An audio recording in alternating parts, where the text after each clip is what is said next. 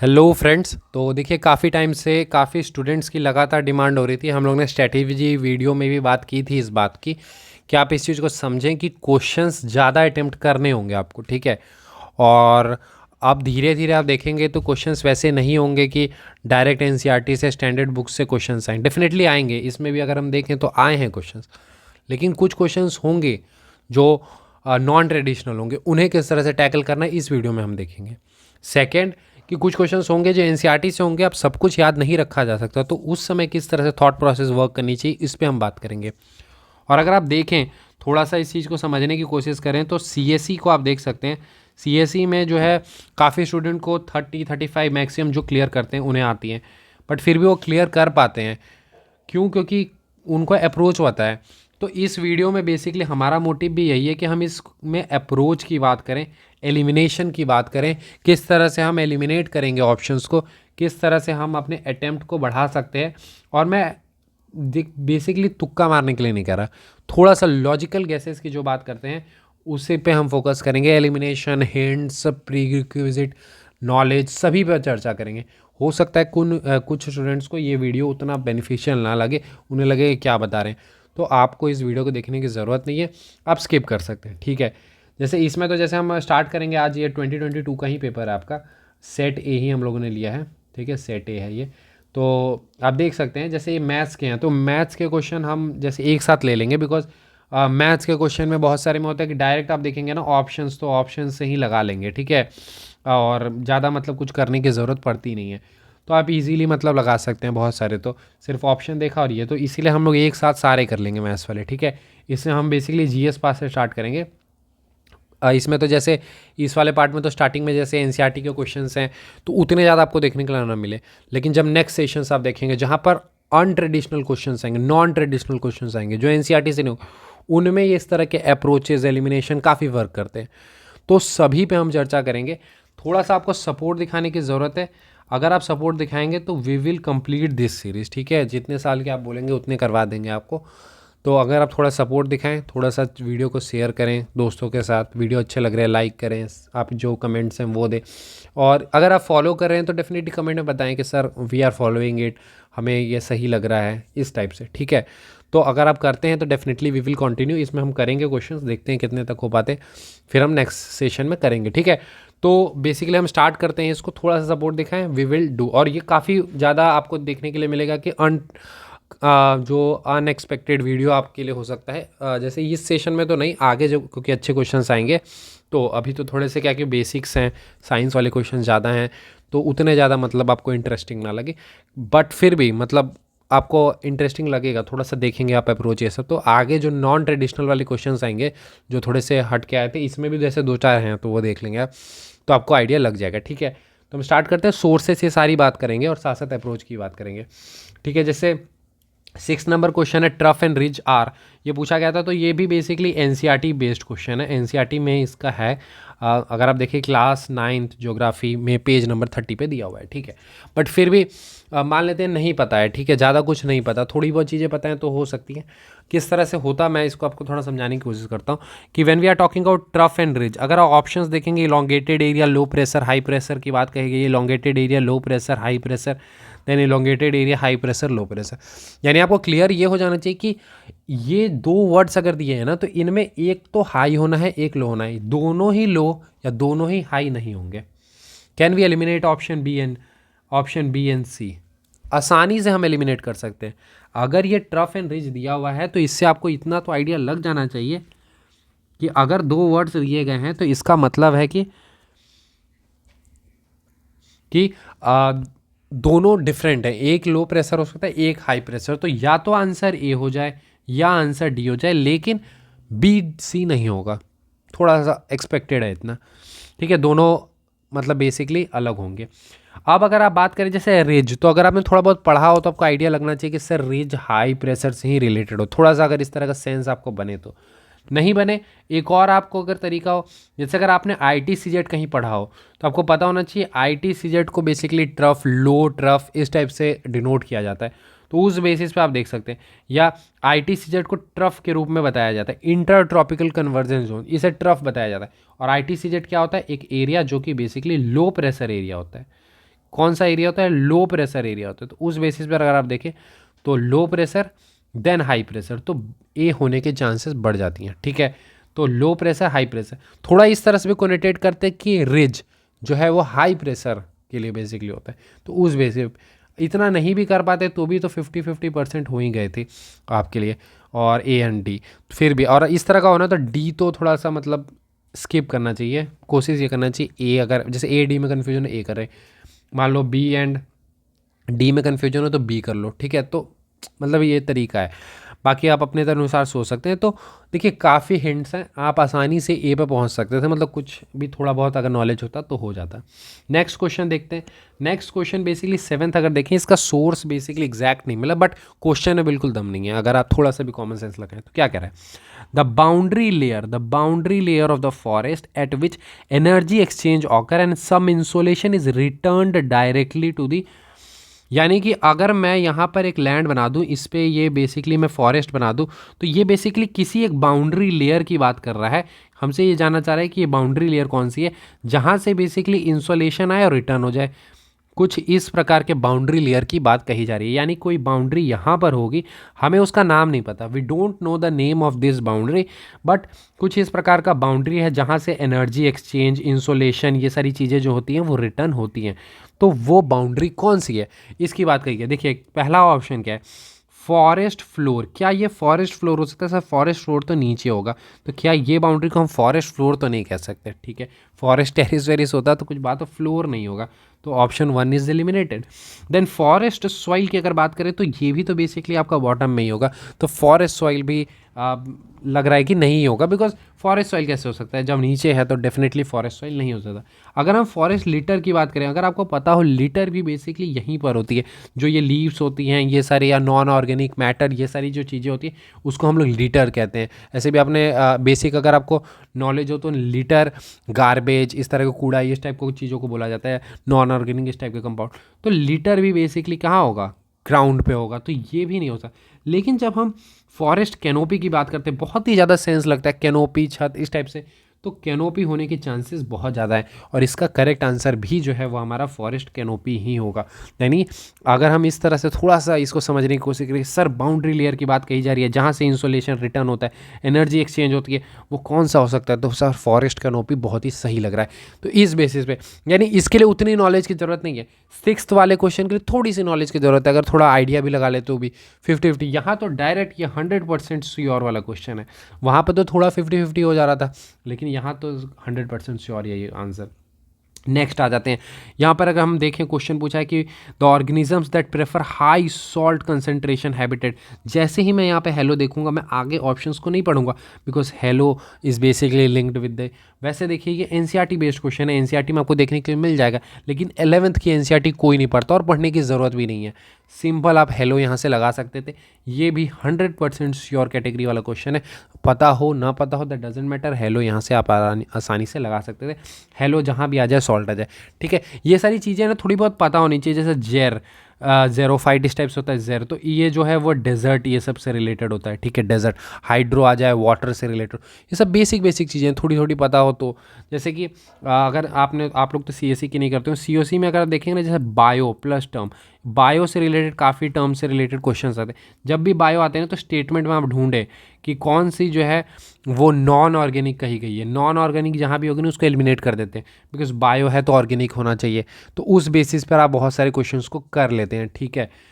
Coming to the next question, next question में क्या पूछ रहा है, which of the following is not an operating system, not a difficult, ठीक है, उतना नहीं पता कोई बात नहीं, थोड़ा बेसिक तो कंप्यूटर पता होगा कि सर जब ऑपरेटिंग सिस्टम, कम से कम इसको तो एलिमिनेट करना चाहिए कि एमएस वर्ड नहीं होता, कम से कम इतना तो पता।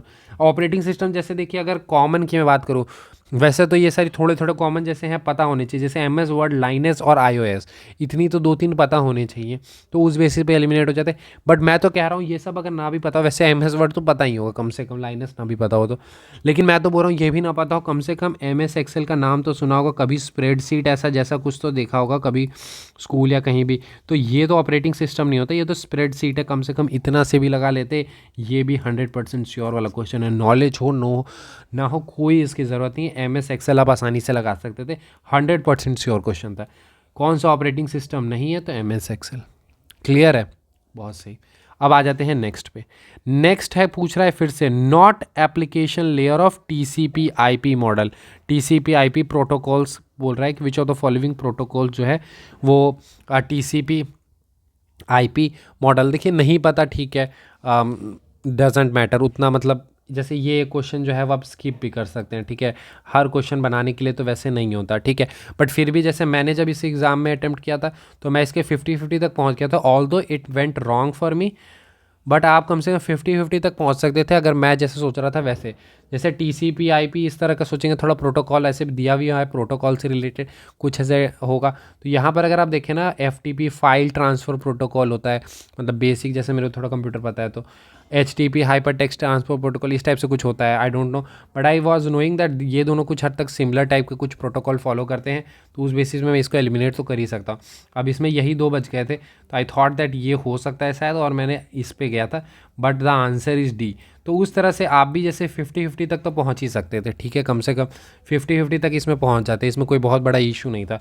तो उस बेसिस पे कम से कम इसको एलिमिनेट कर देते, इसमें हो सकता है कुछ लोग यही लगा लेते, ठीक है, तो आप कर सकते थे। वैसे भी अगर कॉमन सेंस कहता था आईपी ही लगाना चाहिए था, बट आई थॉट जैसे यहाँ पे जब आईपी दिया हुआ है तो कभी ऐसा नहीं होगा कि आईपी ही रहे, तो आईपी ही आंसर होने के ज़्यादा चांसेस है। जब 2 बच गए हैं, ठीक है, जब 2 बच गए हैं तब उसकी बात कर रहा हूँ मैं।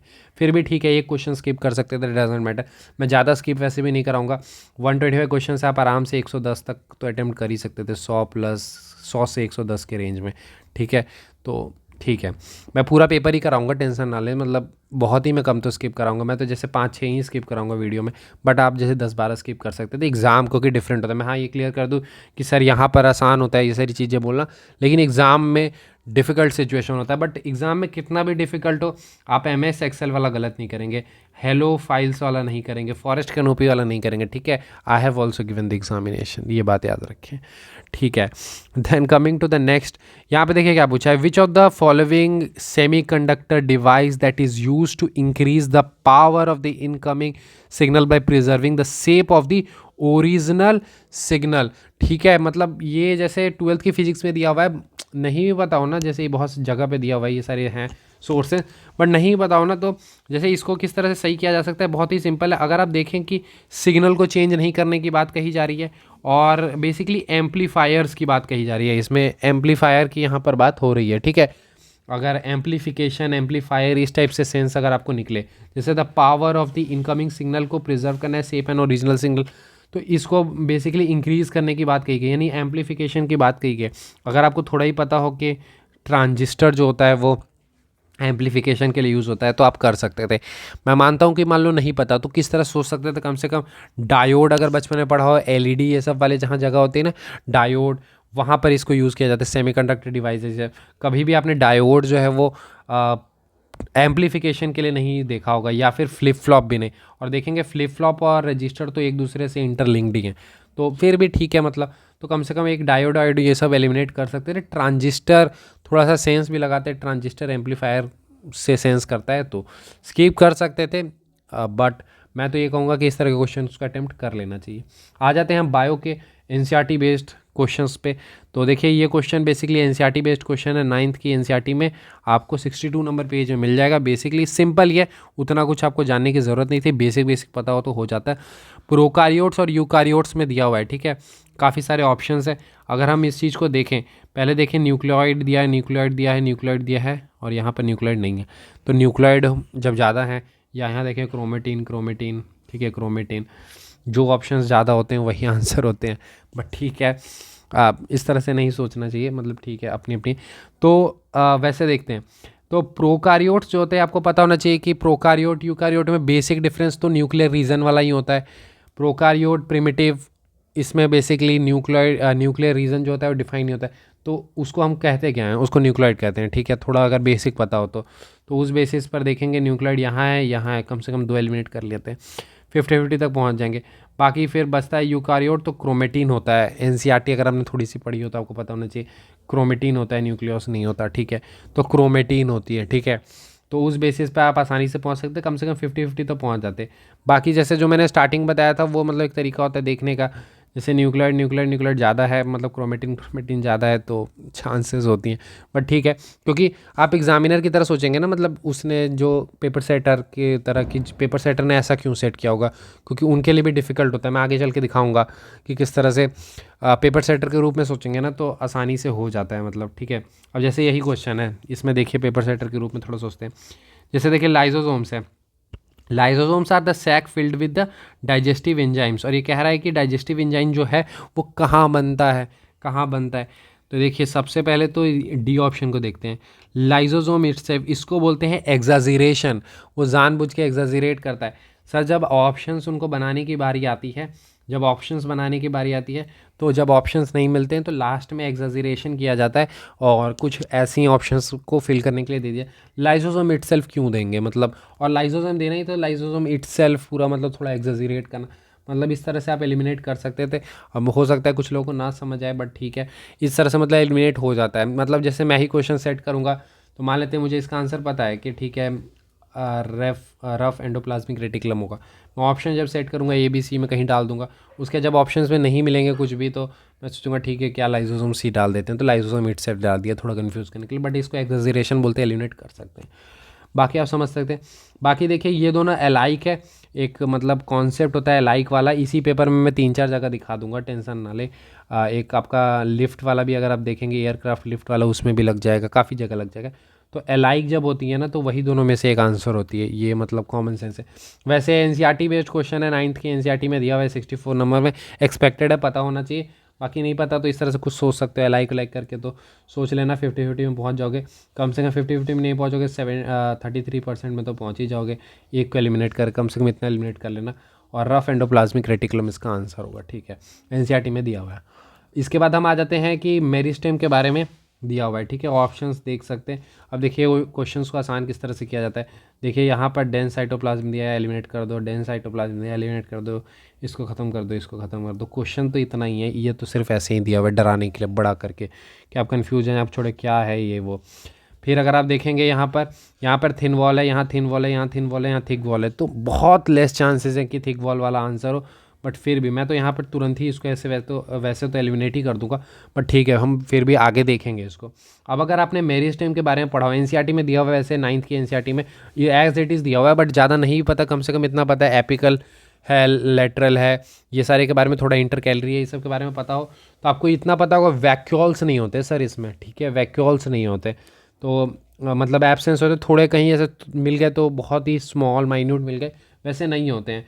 तो ये लार्ज वाला जो है वो ऐसे भी, ये तो पहले ही मैंने वैसे भी एलिमिनेट कर दी थी, ये एलिमिनेट हो जाता है।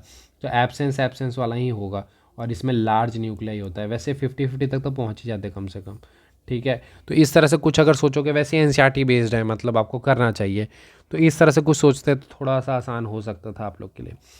बाकी देखिए ये भी एनसीईआरटी बेस्ड को है, आपका 93 नंबर पेज में दिया हुआ है, चैप्टर नंबर 9 की एनसीईआरटी में दिया हुआ है। तो इसका देखेंगे 4 चैम्बर्ड हार्ट पूछा है आपसे। अगर आपने ध्यान से देखा हो ना, ये तीनों चारों के फ़ोटो दिए हुए हैं, टोटल 5 फ़ोटो दिए हुए हैं। अगर आप उसमें जाके देखेंगे, किंग कोबरा दिया है, टर्टल दिया है, चैमेलियन भी दिया हुआ है, और 2 नीचे और फोटो दिए, क्रोकोडाइल नहीं दिया है। और उसी के तीसरे चौथे लाइन में देखोगे ना तो क्रोकोडाइल एक्सेप्शंस भी दिया हुआ है, तो क्रोकोडाइल होता है इसका आंसर, ठीक है। वैसे भी अगर मतलब इस तरह के क्वेश्चन आते तो मैं तो क्रोकोडाइल लगाता अगर नहीं पता होता तो भी। क्यों, अब आई डोंट नो, बट इसे कहते हैं, मतलब ये जब आप क्वेश्चंस लगाओगे ना तो एक मतलब अंदर से ऐसे आती है कि क्रोकोडाइल क्यों दिया हुआ है, मतलब ठीक है। तो उस बेसिस पे ये 3 चैम्बर्ड हार्ट होती हैं, इसका 4 होता है। एक्सेप्शन दिया हुआ है एनसीईआरटी में डायरेक्ट है, बट थिंकिंग इस तरह से होनी चाहिए कि ठीक है, मतलब इसको किस तरह कर सकते थे। वैसे 1 वर्ड है तो इसमें क्या ही एलिमिनेट कर पाएंगे, तो एलिमिनेट करने जैसा कुछ तो है नहीं, मतलब ठीक है। ऐसे भी अगर ये चारों में देखोगे तो थोड़ा क्रोकोडाइल अलग लगता है, मतलब बाकी की तुलना में, तो उस सेंस में ये कुछ ऐसा लार्ज है, इस टाइप कुछ सोच लेते तो ठीक है, बट नेक्स्ट में हम देख लेंगे। बाकी ठीक है, इतना ही कर लेते हैं। बाकी ये सब जो है ये भी एनसीईआरटी में दिया हुआ है, नोट पूछा है, तो हम लोग इसको देख लेंगे वैसे आगे। बाकी इतना आज के लिए ठीक था। आई होप मैं जो समझाना चाह रहा हूँ समझ पाए हो, नहीं समझ पाए हो तो बताइए, कुछ और सोचने की कोशिश करेंगे। बाकी ठीक है, देखेंगे। बाकी आपको मैं आगे बहुत सारे टेक्निक्स बताऊंगा। एलाइक वाला जो है ना, 3-4 क्वेश्चन में इसी पेपर में दिखा दूंगा, ठीक है। तो आपको आइडिया लग जाएगा कि हाँ एलाइक वाला सही होता है, ठीक है। तो बाकी और भी बहुत सारे मैं बताऊंगा, एग्जेजरेशन वाले भी दो चार दिखा दूंगा इसी पेपर में। बाकी और भी मतलब अगर सीएससी के आप थोड़ा पेपर्स देखेंगे ना तो आपको आइडिया लगेगा, मतलब वहाँ तो काफ़ी वर्क करता है। सीए में भी कर जाते हैं, कम से कम एलिमिनेट करने में तो कर ही जाते हैं। तो बाकी अगर सीरीज़ हेल्पफुल लग रहा है तो ठीक है, नहीं लग रहा तो यही बता दीजिए, वाइंड अप कर लेंगे, ठीक है। थोड़ा सा थॉट प्रोसेस चेंज करना चाहते हैं और कुछ नहीं, बस ठीक है, थैंक यू।